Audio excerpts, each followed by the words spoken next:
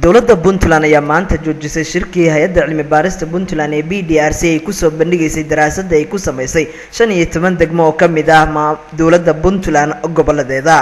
wasiirka qorsheynta iyo xiriirka caalamiga ee dowladda Puntland Daawud Maxamed Cumar oo isagu saxaafadda uga warramay sababaha shirkani loo joojiyay isagu sheegay in shirkani ay dowladdu markii hore furtay isla markaana ay hadda joojisay taasoo ay sababtay kadib markii dadkii shirka uga qayb galayay dowladdu ay dhaliila shirkaasi ka keeneen.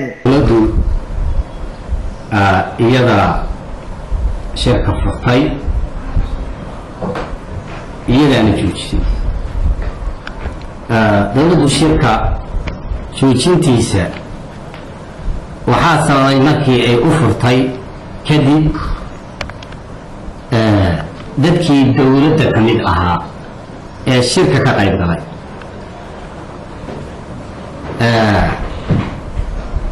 dhaliilaha ay ka sheegeen shirka ay ka sheegeen. Daawud Maxamed Cumar oo isagu ah wasiirka qorsheynta iyo xiriirka caalamiga ee dowladda Puntland ayaa mar wax laga weydiiyay natiijada rasmiga ah ee shirkani loo xiray isagu sheegay in shirkani ay dhaliilo badan ka soo baxeen kadib markii uu shirku si fiican u furmay. dhaliilaha haddaan wax ka mid ah tuso meesha ka soo baxay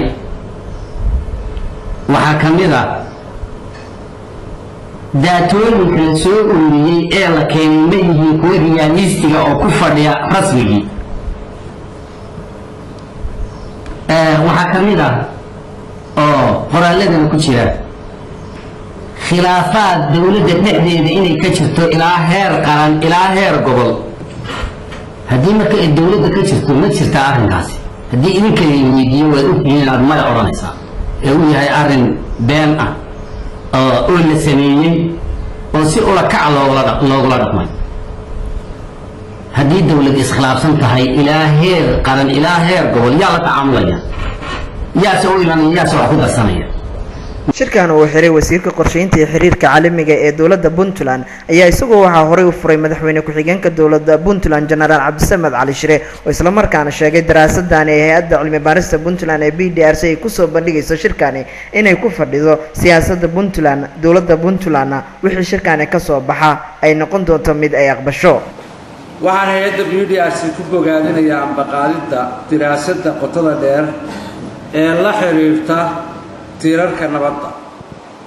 waxaan madasha sharafta leh ka qirayaa in saddexda tiir ee BDRC ku samaysay daraasadda ay waafaqsan yihiin siyaasadda iyo barnaamijka dowladda Puntland.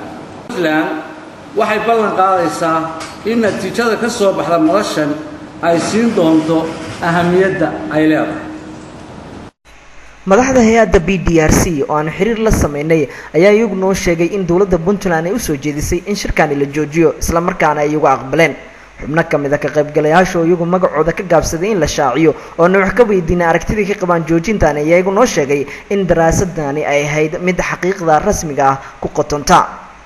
shirkan maanta ay dowladda Puntland joojisay ayaa ahayd maalintii uu soo gabagaboway ahaa isla markaana ay ka soo bixi lahayd natiijada rasmiga ah oo hay'adaha BDRC iyo Interbees-ba ay ku dhaqmi lahaayeen.